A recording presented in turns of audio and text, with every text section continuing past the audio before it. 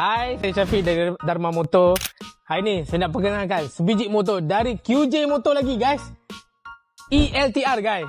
Untuk bahagian enjin dia tak pakai enjin, dia pakai motor.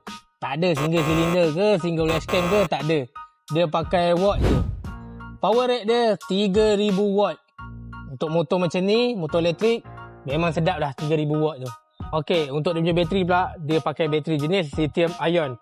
Dia punya voltage untuk bateri 72 volt dan dia punya kapasiti bateri 27 ah.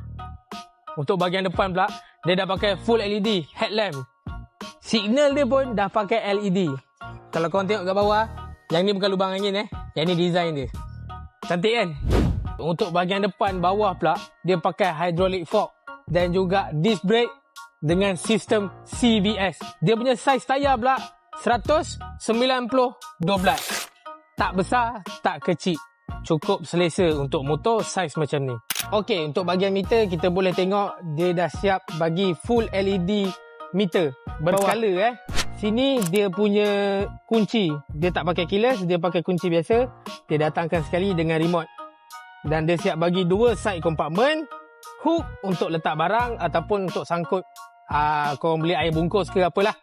Dekat sini kita boleh nampak dia ada bagi dua soket USB port. Okey, untuk seat dia pula, untuk kita tengok memang lawa. Mana nak dapat seat rupa macam ni? Kulit pula tu.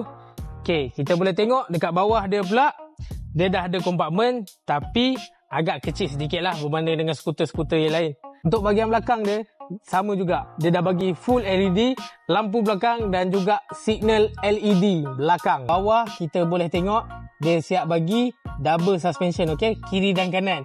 Dia bagi disc brake, sama juga ada CBS dan juga tayar belakang dia saiz 110/90/12. So, untuk korang yang mana berminat dengan keluaran QJ Motor terbaru, boleh scan QR code kat bawah guys. Bye.